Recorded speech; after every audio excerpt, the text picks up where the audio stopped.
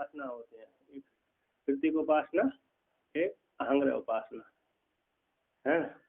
प्रतीक उपासना होते हैं, अधिष्ठान प्रदान होती है। हमने मूर्ति को जो पूजा करते हैं ना, शिव जी के मंदिर में पूजा करते हैं, अधिष्ठान प्रदान है वो।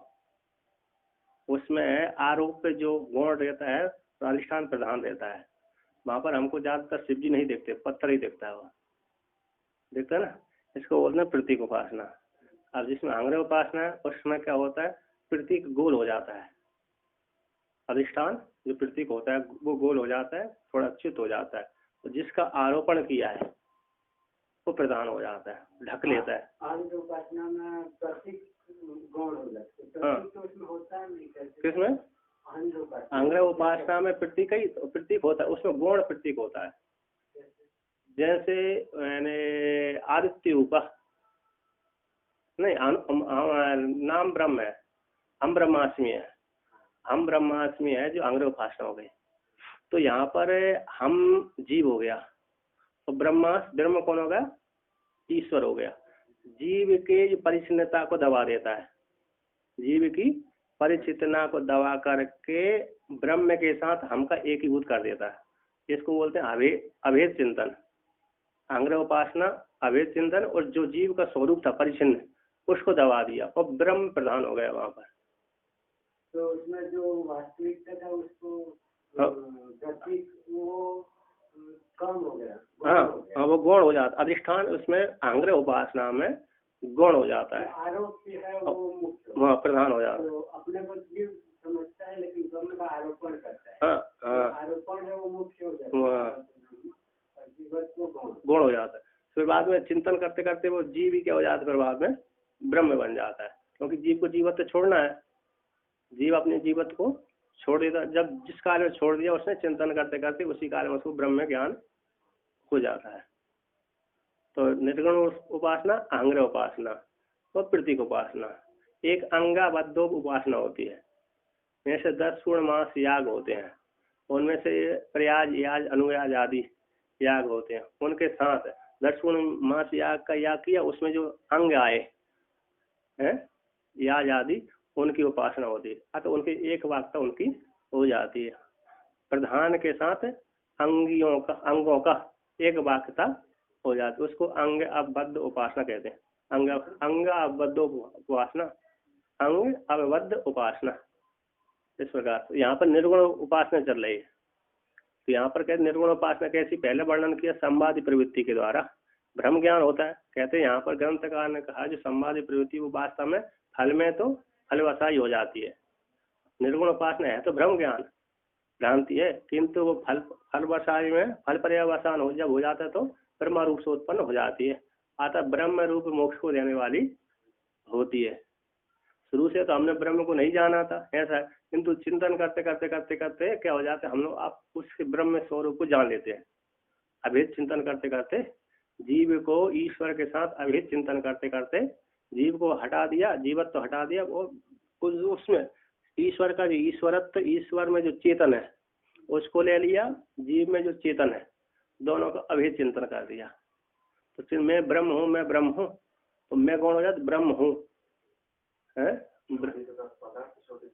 हाँ, शोधित तत्पदार्थ शोधित तुम पदार्थ है। और जब जीव को जो शोधित तत्पदार्थ में लीन कर देता है तो ज्ञान हो जाता है।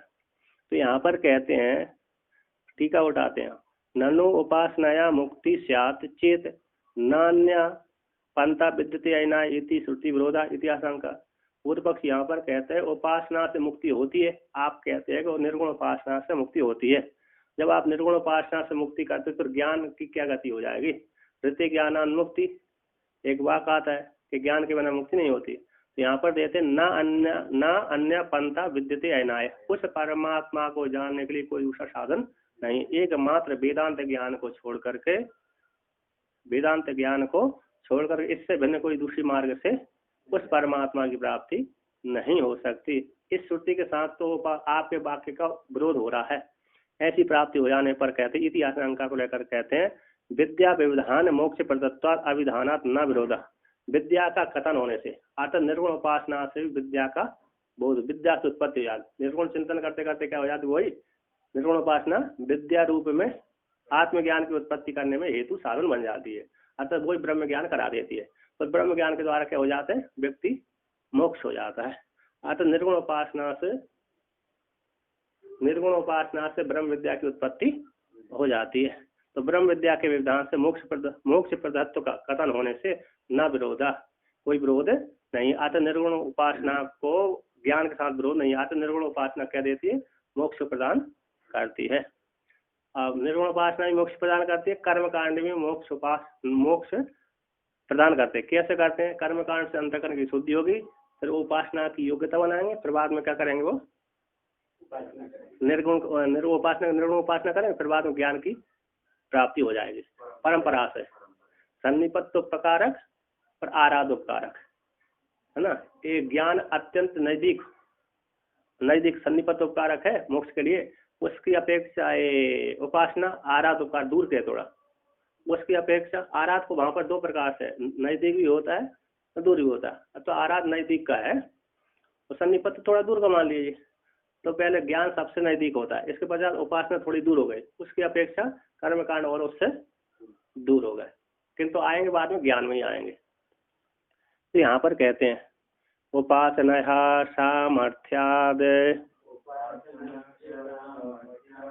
विद्योत्पत्तिर्भवेत् ततः नान्यः पंथा इति हेतत् शास्त्रम नैव विरुध्यते। कहते हैं उपासना की सामर्थ्य से ब्रह्म विद्या की उत्पत्ति होती है। निर्गुण उपासना की, अहंग्र उपासना से, निर्गुण ओमकार की उपासना से ब्रह्म विद्या की उत्पत्ति, उपासना के सामर्थ्य से ब्रह्म विद्या की उत्पत्ति होती है। जब उसी से उत्पत्ति हो रही ब्रह्म विद्या की, तो फिर ज्ञान की क्या गति होगी, इस श्रुति की क्या गति होगी। कहते हैं ना अन्य पंथा, इस श्रुति का क्या होगा। कहते इति एतत् शास्त्रम न ए विरोधे, अर्थात उपासना के द्वारा ब्रह्म विद्या होती है, उस ब्रह्म विद्या के द्वारा पर ज्ञान की प्राप्ति, मोक्ष की प्राप्ति हो जाती है। निर्गुण उपासना से ब्रह्म विद्या उत्पन्न होती है, उस ब्रह्म विद्या से क्या हो जाता है, मोक्ष की प्राप्ति हो जाती है। इसलिए कोई विरोध नहीं है। अर्थात वो ब्रह्म विद्या किसको उत्पन्न करती है, ब्रह्म ज्ञान को ही उत्पन्न करती है। अब यहाँ पर कहते हैं जिसने ओमकार की साधना करते करते ब्रह्म ज्ञान नहीं हो पाया, तो एक वासना जागृत हो गई, वो व्यक्ति का प्रारब्ध समाप्त हो गया, भौतिक शरीर का प्रारब्ध समाप्त हो गया, उसकी क्या गति होगी। तो कहते हैं मरणे ब्रह्मलोके वा तत्त्वं विज्ञाय मुच्यते इति उक्तार्थे श्रुतिं प्रमाणयति। कहते मरण काल में हम चिंतन कर रहे थे ज्ञान के लिए, ज्ञान के लिए उपासना कर रहे थे, निर्गुण उपासना कर रहे थे। तो निर्गुण उपासना करते करते एक प्रारब्ध कर्म ऐसा आया कि हमको कोई वासना जागृत हो गई, अथवा ब्रह्मलोक की वासना थी, तो ज्ञान नहीं हो पाया। तो मरते काल हमको एक ब्रह्मलोक की वासना रहने के कारण ज्ञान नहीं हो पाया, तो उस जो निर्गुण की उपासना करने वाले की क्या गति होगी। तो कहते हैं जो व्यक्ति मरने काल में एक ब्रह्मलोक की वासना शेष रह गई, ऐसा व्यक्ति ब्रह्मलोक में जाकर के उपासना की सामर्थ्य से ब्रह्मलोक में जाकर के वहां पर अपने आत्म स्वरूप तत्व को जान लेगा, और जान करके मुक्त हो जाएगा। इति उक्त अर्थ में श्रुति प्रमाण है, श्रुति को प्रमाण लेकर के देते हैं। अर्थात अरे जैसे ब्रह्मलोक में भी दो प्रकार के जाते हैं व्यक्ति, एक कर्म जो अश्वमेध यागी है, राजसूय यज्ञ करने वाले, अनुष्ठान करने वाले, उपासना करने वाले, और पंचाग्नि विद्या वाले ब्रह्मलोक में जाते हैं, ओमकार की साधना करने वाले ब्रह्मलोक में चले जाते हैं, और दशमेध याग, राजसूय याग करने वाले जो राजा है वो भी जाते हैं। किंतु उनको यहाँ पर कहीं कहीं वर्णन आया कि ब्रह्मलोक, भगवान भाष्यकार ने लिखा है कहीं लिखा है, सुनने में आया कि ब्रह्मलोक ऐसे वैसे नहीं मिलता है, कोई साधारण वस्तु नहीं है। ब्रह्मलोक प्राप्त करने की कोई साधारण वस्तु नहीं है। हम यहाँ पर धन खर्च करके किसी शहर में चले जाते हैं, प्राप्त हो जाते, दिल्ली आदि है ना, काशी नगरी आदि में प्राप्त कर लेते हैं, थोड़े से पैसों में चले जाते हैं, पुण्य अर्जित करके या तो धन इकट्ठा करके। ऐसा ब्रह्मलोक के लिए इतना सरल साधन कोई नहीं आता, उसके लिए गहन चिंतन चाहिए, उपासना चाहिए। तो वहां पर जिसने यहाँ पर इस लोक में, पृथ्वी लोक में ज्ञान के लिए जिसने उपासना करी निर्गुण की, उसी को ज्ञान होगा। अब जिसने मौज मस्ती के लिए उपासना करी उसको ज्ञान नहीं होगा। वहां पर वो जाकर ब्रह्मलोक में जाकर के मौज मस्ती करेगा, फिर इस मनु के काल को छोड़कर अगले मनवंतर में आ जाएगा। अगले जिस मंत्र में जितना प्रारब्ध उसका भोग था, जितना उसने पुण्यों का अर्जन किया, उतने मनवंतर काल तक रहेगा। जिस मनु के काल में गया उस काल में नहीं लौट करके आएगा वो, जो मौज मस्ती के लिए गया। राजा आदि जाते हैं, क्योंकि जो राजसूय यज्ञ करते हैं राजा के ही अधिकार है, अतः उनमें सामर्थ्य है, उसमें धन खर्च होता है। अन्य साधारण ऋषि नहीं कर सकते, साधारण मनुष्य नहीं कर सकता। ऐसे व्यक्ति जो गए ज्ञान के लिए नहीं किया उन्होंने साधना कर्मकांड राजसूय याग, तो उनको ज्ञान नहीं होता, वो दूसरे मनवंतर में लौट करके आ जाते। किंतु जिसने ओमकार की साधना राजसूय यज्ञ भी किसके लिए किया है? परमात्मा की प्राप्ति ब्रह्म ज्ञान के लिए किया है। ऐसा व्यक्ति ब्रह्मलोक में जा करके ब्रह्मा जी की सभा में जाएगा, वहां पर जाति उसको ज्ञान हो जाएगा। क्योंकि जो ब्रह्मलोक में जाता है व्यक्ति, उसके अंतःकरण बहुत शुद्ध होता है। अपना और पराया का, छाया और आत्मा का अलग अलग वहां पर तक भेद होता है। छाया आत्मा है ना, जैसे छाया और प्रकाश है ना, जैसे अलग अलग वहां पर पृथक पृथक स्वतंत्र क्या होता है?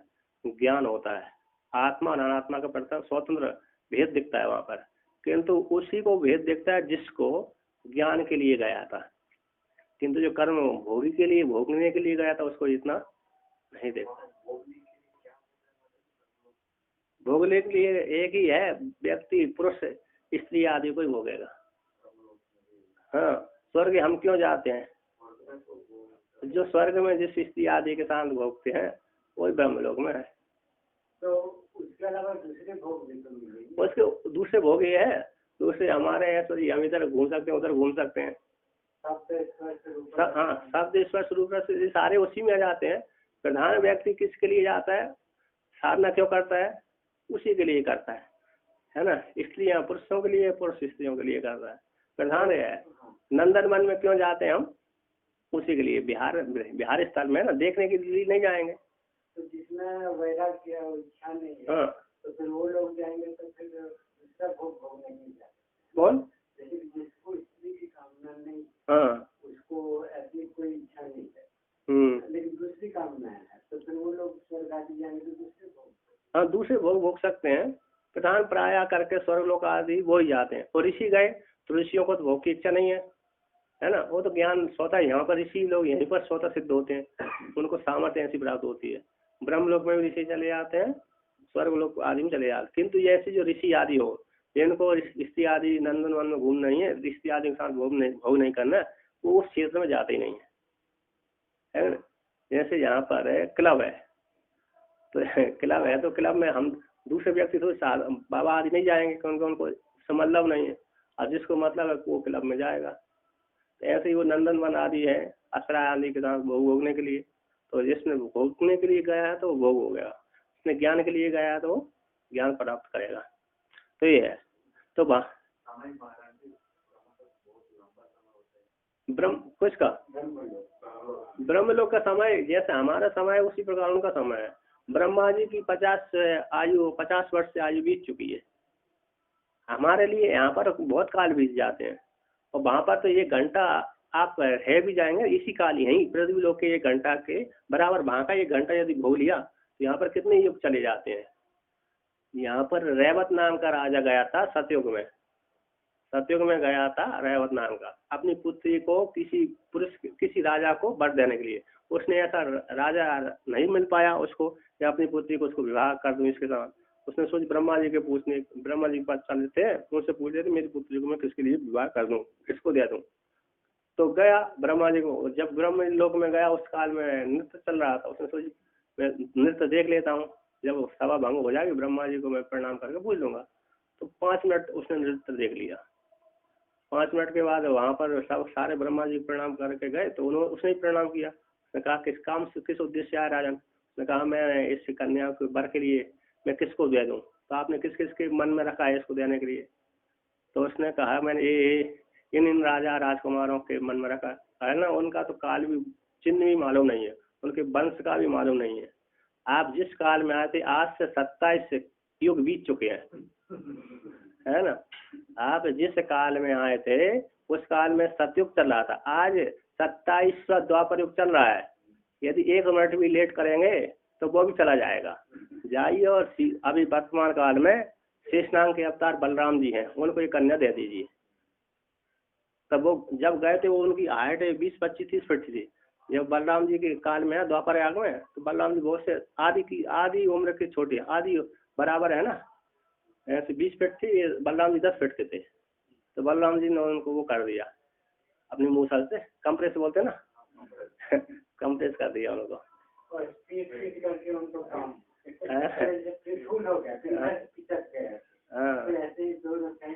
मतलब अब सामर्थ्य उनमें नहीं तो हड्डी कैसे कमजोर हो गई है नहीं, तो उनकी दृढ़ संकल्प के कारण उसमें छोटा कर दिया अपने बार। रेवती नाम का, रेवती रेवत नाम का राजा था, उसकी पुत्री का नाम रेवती था। भाई उसी क्षेत्र का राजा था वो, कहाँ का, जो द्वारका थी ना, और रेवत क्षेत्र है, रेवत राज उसी क्षेत्र का था। तो यहाँ पर कहते हैं, यहाँ पर निष्कामोपासनान् मुक्ति से तापनीये समीरितः ब्रह्मलोकः सकामस्य सैव्य प्रश्ने समीरितः। कहते हैं निष्काम से, निष्काम उपासना से है, निर्गुण की उपासना, निष्काम पूर्वक उपासना से मोक्ष की प्राप्ति होती है। एक नृसिंह उत्तरी तापनी उपनिषद में वर्णन किया गया, कहा गया है। ब्रह्मलोक सकामस्य से प्रश्न समीरिता। और ब्रह्मलोक सकाम जो व्यक्ति है, जो भोग भोगने के लिए गया, राजा आदि, जिन्होंने, राजा भी जाते हैं, ऋषियों की भी इच्छा होती है कि हम देखो हम पृथ्वी के भोग तो नहीं भोगेंगे, किंतु ब्रह्मलोक के भोग भोगेंगे। होती कि नहीं होती? एक महात्मा था यहाँ पर, सन्यासी बन गया था, सारे जीवन थे, उसके बच्चे भी थे, बच्चियां भी थी। इसके बच्चा कहा मैं मोक्ष नहीं हूँ, मेरे मोक्ष नहीं चाहिए, मैं यहाँ से मरूंगा, स्वर्गलोक में जाऊंगा, वहां भोग भोगूंगा, फिर अगले जन्म में इधर आऊंगा, है कि नहीं। और उसको कामना शेष रही है, बची हुई है, तो उसको क्या वहां पर ज्ञान के लिए सोच जाएगा, भोग भोगने के लिए जाएगा। हाँ स्वर्गलोक में जाएगा, अन्य भी जहाँ गए ना वहाँ पर भी भोग भोगने के लिए जाते। जैसे हिरण्यगर्भ है, हिरण्यगर्भ बनने के लिए बहुत से साधना करते हैं।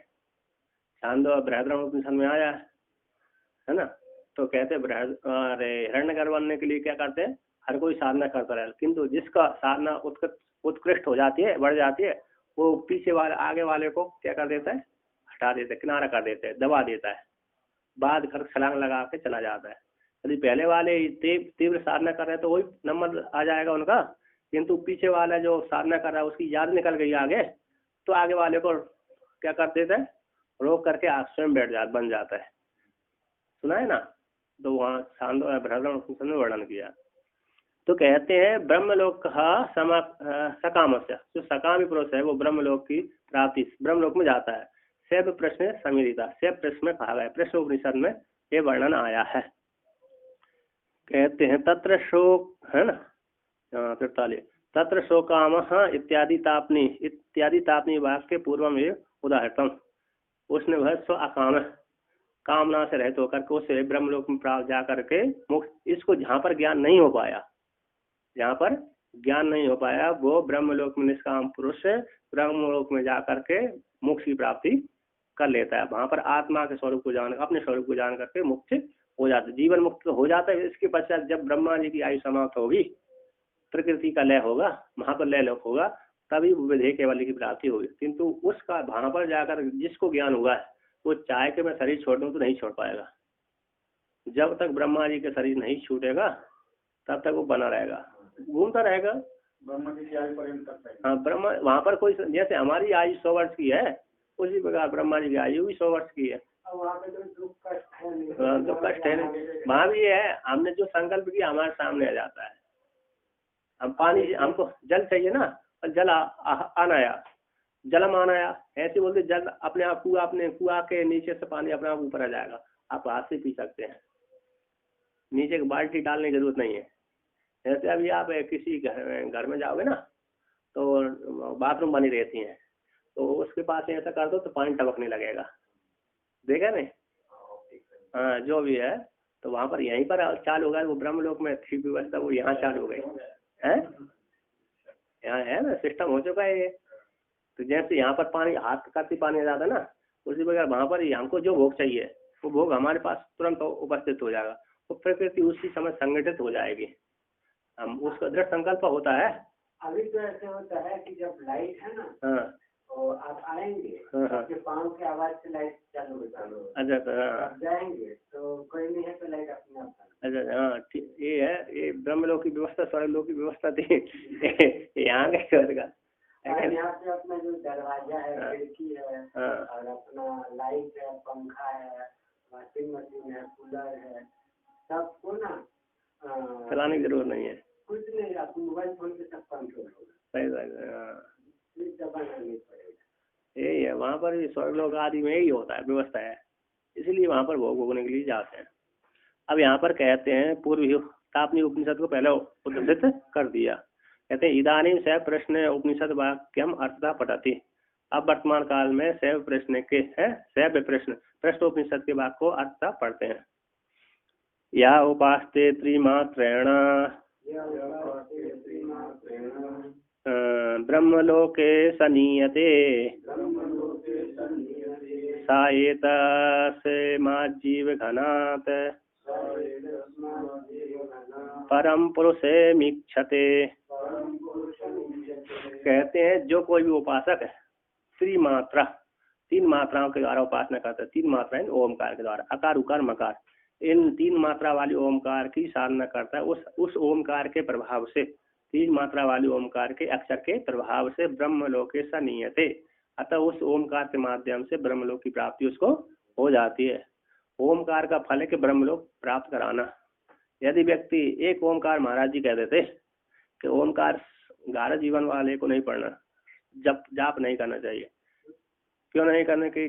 क्योंकि ओमकार बड़ी विशेष पावर वाली, यदि आप गारह जीवन वाला इसको जाप करेगा तो घर ही छुड़ा देगा, तो उसकी गृहस्थी बिगड़ जाएगी है कि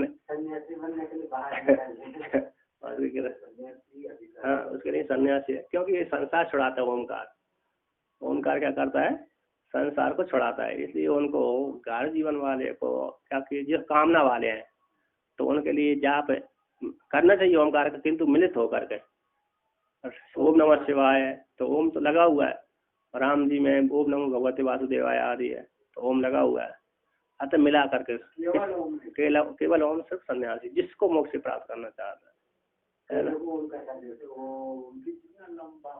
हाँ, जो ओम का उच्चारण करते हैं ना, ओमकार से मन बस में होता है। प्रणव दीर्घ मुच्चार्य मनोराज्यम विजीयते, है ना। दीर्घ प्रणव उच्चारण से मनोराज्य को जीत लेता है। मनोराज्य मतलब आप दीर्घ उच्चारण करेंगे तो उसमें वृत्ति बनेगी हमारे ओमकार में, तो फिर मनोराज्य कैसे होगा? उसमें ध्यान लेंगे तो इधर नहीं जाएगा। तो एक पहले 12 मात्रा से उच्चारण किया, फिर 16 मात्रा से उच्चारण किया, फिर 24 मात्रा से उच्चारण किया, फिर 32 मात्रा से, फिर 54 मात्रा से, ऐसा उच्चारण करते करते करते करते आगे बढ़ाना है, ना कि उतनी सीमित रहना है। सीमित रख दिया तो फिर नहीं होगा, आगे बढ़ाना है। आगे बढ़ाने से वो प्राणायाम भी हो जाएगा, दोनों कार्य हो जाते और नाद भी चालू हो जाएगी। कहते 3 मात्रा से ओमकार के द्वारा या साधक उपासना करता है, 3 मात्रा के द्वारा यानी ओमकार के द्वारा ब्रह्मलोक में चला जाता है। अतः ब्रह्मलोक को ले जाए, ये ओमकार ही उस साधक को, उपासना करने वाले साधक को क्या कर लेता है? ओमकार वहाँ ब्रह्मलोक ले जाती है। साधना नहीं ले जाती है, कर्मों का फल प्राप्त होता है। वहां पर जाकर क्या करता है? बोलता है सा एतस्मात् जीवगणात् परम पुरुषम युक्ष्यते। तो जिसने निर्गुण संबंधी उपासना करी वो ब्रह्मलोक में जाकर के एतस्मात् जीवगण से, इस जीव हिरण्यगर्भ से जो परे है, अंतर्यामी है, उस पुरुष को प्राप्त कर लेता है जी। तो कहते हैं एतस्मात् जीवगणा, है ना, हिरण्यगर्भ से, जीवगण जो हिरण्यगर्भ है उससे, अथवा स्वयं का जो जीव अपने को जीव माना, साधक माना, उससे परम पुरुषम युक्ष्यते, उससे परे जो परम पुरुष है, अंतर्यामी है, परमात्मा है, उसको जान लेता है। अर्थात वहां पर तत्व के द्वारा एक कर लेता है। शुद्ध, वहां पर शुद्ध एक कह रहे, तत्व शुद्ध तत्व है, तत् पद और महत्तम पद भी कैसा हो जाता है, जो ब्रह्म लोग जाकर शोधित होगा वहां पर जाकर शीघ्र ही उसको क्या हो जाएगा, ज्ञान हो जाएगा। अतः ब्रह्म लोक में जाकर के इस जीव घन से ऊपर उठ करके परम पुरुष जो ईश्वर है, अंतर्यामी है, अतः ब्रह्म है, उसको प्राप्त कर लेता है।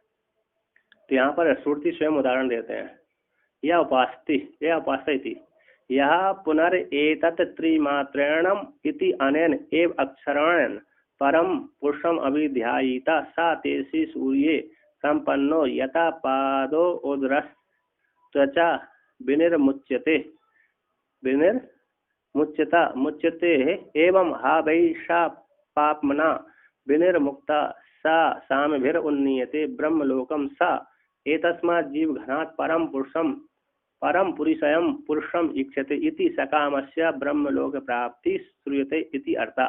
कहते जो साधक ये है जो साधक है, एतत् त्रिमात्र के द्वारा, 3 मात्राओं के द्वारा, अकार उकार मकार। अब यहाँ पर भी ये है, अकार प्रधान आप करेंगे तो विराट की प्राप्ति होगी, उकार प्रधान ओमकार, आकार प्रधान होकर के जैसे ओमकार की साधना तो ओमकार की करने हमको, किंतु वहां पर साधना जब ओमकार करना है तो कैसे करना है,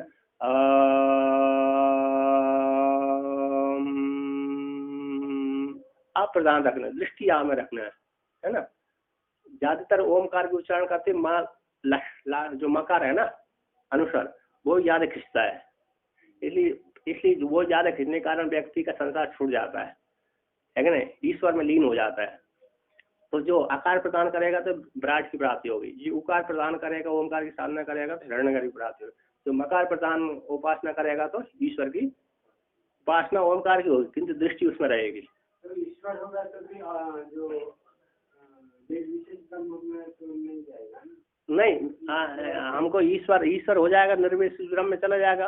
तो जो तुरीय की बात जो ईश्वर के फिर पार कर जाएगा ना, सुषुप्ति की जैसे हम पार करते ही तुरीय में पहुंच जाते हैं, तो पार करना पड़ेगा। ईश्वर अकार उकार मकार, इसके द्वारा पर जो ओमकार का मुख्य स्वरूप है, अकार एक उकार मात्रा, आकार को उकार मिला दिया, आकार मात्रा जो था कौन, विराट था, विश्व था, और जागृत अवस्था थी, उसको हमने किसमें मिला दिया, उकार मिला दिया। उकार तेजस से हिरण्यगर्भ एक ही सूक्ष्म अवस्था, स्वप्न अवस्था एक ही भूत हो गए, तो आकार उकार में मिल गए, तो उकार आकार के कोई अस्तित्व नहीं था। इसके पश्चात उकार को हमने मिला दिया किसमें, हिरण्यगर्भ को, ईश्वर मिला दिया, मकार मिला दिया, तो उकार नाम का जो सूक्ष्म प्रपंच था वो भी नहीं बचा, मकार प्रदान हो गया, ईश्वर प्रदान हो गया।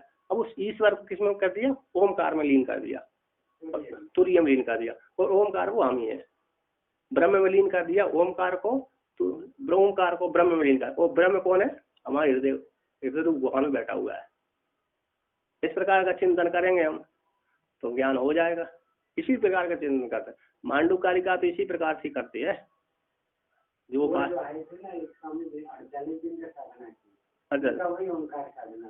अच्छा कौन कहाँ पर, यहाँ पे जो 48 दिन का साधना है, हाँ वहाँ पे अच्छा हाँ वो साधना करते थे, हाँ वो दक्षिण थे, हाँ कर्नाटक, हाँ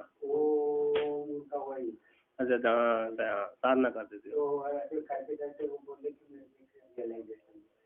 क्या बोलते कुछ प्राप्ति। अच्छा हो, हाँ वो क्यों नहीं, ओमकार की साधना करेंगे तो प्राप्त होगा, है ना। किस उद्देश्य से करिए वो बात अलग है, उद्देश्य है, कामना हमारी अलग है ना, कामना जिस उद्देश्य से कामना करेंगे उसी प्राप्ति होगी। तो यहाँ पर कहते हैं तो त्रिमात्र के द्वारा है ओमिति, यानी एक इस अक्षर के द्वारा परम पुरुषम अभिध्यायते, परम पुरुष को ध्यान करता है। परम पुरुष ईश्वर ही है, ब्रह्म है, वो ईश्वर ही कौन है, ब्रह्म ही है। इस प्रकार से ध्यान करता है। सा तेजसी सूर्य संपन्नो, वह जो साधक है तेज रूप सूर्य में संपन्न हो। जब शरीर छोड़ता है ना यहाँ पर, तो शरीर तो छोड़ने के पश्चात सूर्य रूप तेज रूप जो सूर्य में संपन्न एक ही भूत हो जाता है। जब यहाँ से शरीर छोड़ेगा तो इस किरणों के माध्यम से, अरे जो साधक शरीर छोड़ता है तो कर्मकांडी दक्षिणायन मार्ग से जाता है और उपासना वाला उत्तरायण मार्ग से जाता है। तो शुक्ल कृष्ण शुक्ल पक्ष दिन में जाएगा, दिन के बाद शुक्ल पक्ष में जाएगा, शुक्ल पक्ष के बाद उत्तरायण में जाएगा, उत्तरायण के पश्चात फिर वहां से ब्रह्मलोक के लिए फिर कोई दूसरा वहां से अमाना पुरुष आएगा लेने के लिए। यहाँ से सूर्य तक तो वो एक क्रम लगा हुआ है कि यहाँ से वहाँ पहुँचाएगा, वहाँ से वो पहुँचाएगा, वहाँ से वहाँ पहुँचाएगा, तो सूर्य रश्मि के माध्यम से जाएगा। इसके पश्चात जो ब्रह्मलोक आएगा, ब्रह्मलोक की सीमा में फिर वहाँ का पुरुष आएगा, अमानव पुरुष आएगा। अतः मनु की सृष्टि का वो पुरुष नहीं ले जाएगा वहाँ पर, कौन? जो मर करके गया हुआ है वो, किंतु जो मर करके नहीं गया वो स्वयं चला जाता है। क्योंकि पहले देवताओं की सामर्थ्य और ऋषियों की सामर्थ्य और किनकी, राजाओं की सामर्थ्य ही ब्रह्मलोक जाते थे। तो जो मर करके जाएगा उसके विषय में ऐसी नीति है ना। और सामान्य जो योग के बल के गया तो मानव ऐसे ही अपने योग के बल के द्वारा चला जाता है। कहते सूर्य से तेज रूप सूर्य में संपन्न होकर का जो उत्तरायण मार्ग में जाता है तो उसको तो फिर मोक्ष मिलती है ना। हाँ, उपासना जो उपासना करेगा ना तो प्राय करके मोक्ष के लिए ही उपासना करते हैं वो गीता में श्लोक था ना, अग्नि ज्योतिराष्ट्र क्लास सन्मास उत्तरायण। हाँ, उसमें अग्नि ज्योतिराष्ट्र क्लास सन्मास उत्तरायण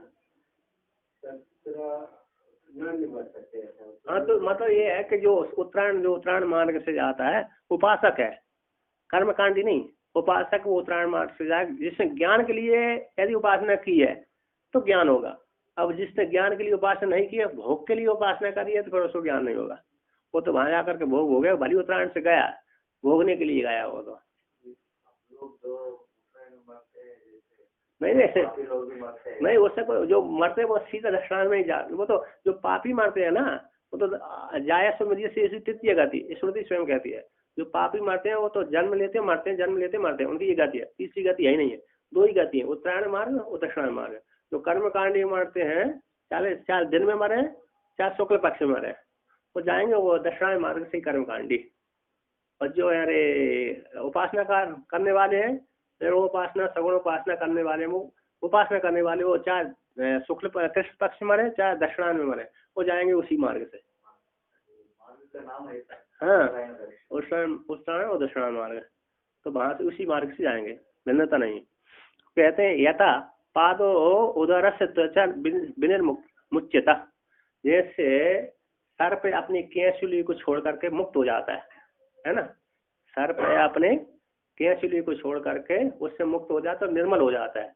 उसी प्रकार ये जब पुरुष को ध्यान करेगा तो सारे पापों से मुक्त हो जाएगा। मुच्यते एवं हा वही सा पाप मना विनिर्मुक्ता। एवं इस प्रकार जो चिंतन करेगा वो पाप से विनिर्मुक्त हो जाएगा। वो साधक है जिसने परम पुरुष को ध्यान किया, वह पाप से रहित होकर के सा वह पुरुष साम भीर उन्नीयते, यानी अकार उकार मात्राओं के द्वारा, ओमकार के द्वारा, साम भीर यानी ओमकार के द्वारा उन्नीति ले जाया जाता है। अतः ओमकार ही ले जाता है उसको। तो ब्रह्मलोकम सा एक ब्रह्मलोक में चला जाता है। साम है ओमकार के प्रभाव से ओमकार ही, अतः अमानव पुरुष उस साधक को, आंग्र उपासना करने वाले को, निर्गुण उपासना करने वाले को इस साम के द्वारा, इसी ओमकार के प्रभाव से ब्रह्मलोक की प्राप्ति हो जाती है। वहां पर प्राप्ति हो जाने पर कहते हैं सब ब्रह्मलोक को प्राप्त होकर के सा एतस्मात् जीवघनात् परम पुरुष है। इस जीवघन से परे जो पुरी में शयन करता हुआ पुरुष है। पुरी में शयन कौन करेगा? परमात्मा ही शयन कर रहा है। पुरुष है तिथि पुरुष, पुरी में जो शयन करता है वो पुरुष कहता। कहते हैं एतस्मात् जीवघन से परे जो पर है पुरुष है, ऐसे पुरी में शयन करने वाले पुरुष को ईक्षित जान लेता है। अब जहाँ उसने ईश्वर को जान लिया, अपने स्वरूप को जान लिया कि मेरा मुख्य स्वरूप कौन सा? ईश्वर है, मैं ईश्वर से भिन्न नहीं हूँ। इस प्रकार से जान लेता है तो मोक्ष की प्राप्ति हो जाती है। कहते इस प्रकार से सकामस्य ब्रह्मलोक प्राप्ति श्रूयते थी। सकाम पुरुष के भी ब्रह्मलोक की प्राप्ति सुनी गई, सकाम पुरुष की। तो कहते हैं ननु दैव प्रश्न सकामस्य ब्रह्मलोक गतिर इति प्रतीयते इति आशंका तत्र तत्व साक्षात्कार से श्रूयते दिया। पूर्व पक्ष यहाँ पर पूछता है कि शैव प्रश्न में तो सकाम कहा, ब्रह्मलोक गति कही गई है ना। तो प्रतीयते इति आशंका लेकर के तत्र वहीं पर तत्व साक्षात्कार भी सुना गया है। वहीं पर क्या है? तत्व साक्षात्कार भी सुना। अतः ब्रह्मलोक की ओमकार द्वारा ब्रह्मलोक की प्राप्ति होती है तो वहीं पर तत्व का साक्षात्कार भी हो जाता है जिसने ज्ञान के लिए साधना करी है। तो कहते हैं ब्रह्मलोकम गतः स उपासक एतस्मात् जीवघनात् जीव समष्टि रूपाद हिरण्यगर्भात् परम उत्कृष्टम पुरुषम निरूपाधिक चैतन्य रूपम परमात्मानम ईक्षते साक्षात करोति। तो यहाँ पर कहते हैं ब्रह्मलोकम गता, ब्रह्मलोक को गया हुआ वो साधक है। सब साधक उपासक ए तस्मात् जीवगणात्। तो जीव समष्टि रूप हिरण्यगर्भ से है, जीव समष्टि रूप जो हिरण्यगर्भ, उस हिरण्यगर्भ से परम एवं उत्कृष्ट जो पुरुष है, ऐसे पुरुष को कैसे निरुपाधिक उपाधियों से रहते हैं, चेतन स्वरूप है, ऐसे चेतन स्वरूप पुरुष को परमात्मा को परमात्मानम परमात्मा को इच्छते साक्षात्कार कर लेता है, अपने आत्म स्वरूप को जान लेता है ब्रह्मलोक में जा करके। नहीं, जो विघ्न तो है ही नहीं है वहां पर, है विघ्न तो यहीं पर पृथ्वी पे ज्यादा होते हैं, क्योंकि उसने ओमकार की साधना किसके लिए करी थी? परमात्मा को प्राप्त करने के लिए ही साधना करी थी। वो तो यहाँ पर प्रतिबंधक थोड़ा रहा था, तो प्रतिबंधक शेष ना रहता तो उसको यहीं पर ज्ञान हो जाता, फिर ब्रह्मलोक में जाने की जरूरत नहीं थी। जैसे वामदेव जी है, वामदेव को प्रतिबंधक कौन था? मात्र गर्भ का था। गर्भ में जब तक नहीं गया तब तक ज्ञान नहीं हो, जब जैसे घर में गए है ना, घर में जाते ही उनको प्रतिबंधक समाप्त होगा। उस भाई घर में रहते रहते 7वें महीना अथवा 8वें 9वें महीना में उन्होंने बोल दिया मैं ही सूर्य हुआ हूँ, मैं ही मन हुआ हूँ, मैं ये हुआ। गर्भ में रह करके ही बोलते थे वहां पर, श्रुति स्वयं कहती है। उनको गर्भ में किसी ने ज्ञान तो दिया नहीं है ना, कोई देने वाला उपदेश देने वाला भी नहीं है। हाँ मालूम हो गया कि बच्चा सब कुछ सुन सकते हैं 7 महीने के बाद। हाँ अभी गर्भवती स्त्री को अमेरिका में गर्भ के अंदर ही बच्चों को ट्रेनिंग होता है। अच्छा।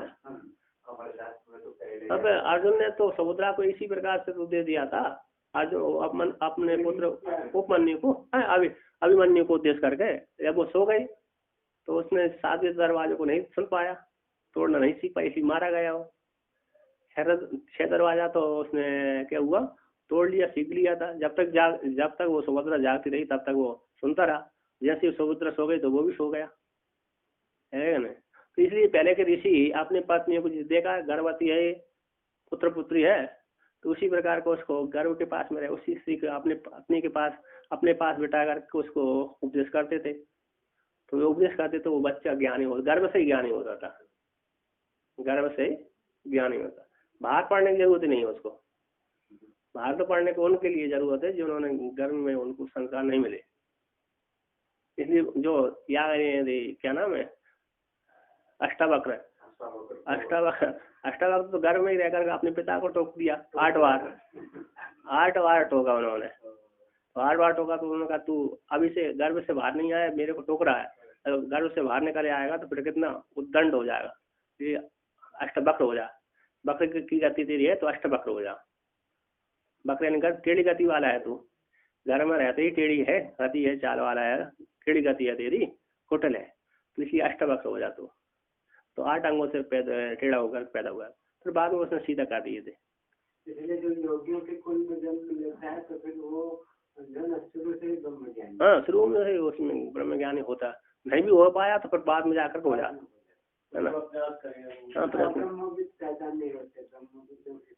हाँ ब्रह्मविदों के कुल में पैदा हो जाते। यदि दूसरे के कुल में पैदा हो गया, जैसे हम लोग हैं ब्रह्मविद्ता कुल में नहीं हुए, किंतु हमारी जो परंपरा हो गई ब्रह्मविद्ता कुल में हम प्राप्त हो गए, अतः जहाँ पर वेदांत का स्वाद चला वहाँ पर हमको संबंध हो गया, मिल गया हमको प्रारब्ध भोग के अनुसार, क्योंकि हमारी संस्कार वो पहले की ऐसी थी। हम ब्रह्मविद्ताओं के कुल में जाकर के ब्रह्म विद्या का अध्ययन करने लगे, है ना। हमने जहाँ पर पैदा हुए थे वहाँ तो ब्रह्मविद्ता नहीं थे वो कुल वाले, ठीक नहीं थे, किंतु जहाँ पर हम मेरे संस्कार दीक्षा आदि हो गई वो ब्रह्मविद्ताओं का कुल था। प्राय करके यहाँ पर टीकाकार इसी में लिख देते हैं नाथ ब्रह्म वाला, अतः नाथ परंपरा, एक बिंदु परंपरा एक नाथ परंपरा, है ना। बिंदु परंपरा है पिता से पुत्र उत्पन्न हुआ, ये बिंदु परंपरा हो गई, बीजीय परंपरा। और जो नाथ परंपरा है शब्द की परंपरा, जैसे हम लोग हो गए, है ना। तो शब्द की परंपरा में ज्यादा ज्ञानी होते हैं, है कि नहीं। किसकी परंपरा में? शब्द परंपरा में ज्यादा, नाद परंपरा में ज्यादा ज्ञानी होते हैं, बिंदु परंपरा में बीजीय परंपरा में ज्ञानी कम होते हैं। तो इस प्रकार से वर्णन, क्योंकि यहाँ पर जिसको वैराग होता है वही ब्रह्म विद्या करता है, घर में तो हर कोई पैदा हो जाता है तो ब्रह्म विद्या नहीं करता। इस प्रकार से वर्णन किया, ठीक है कि नहीं।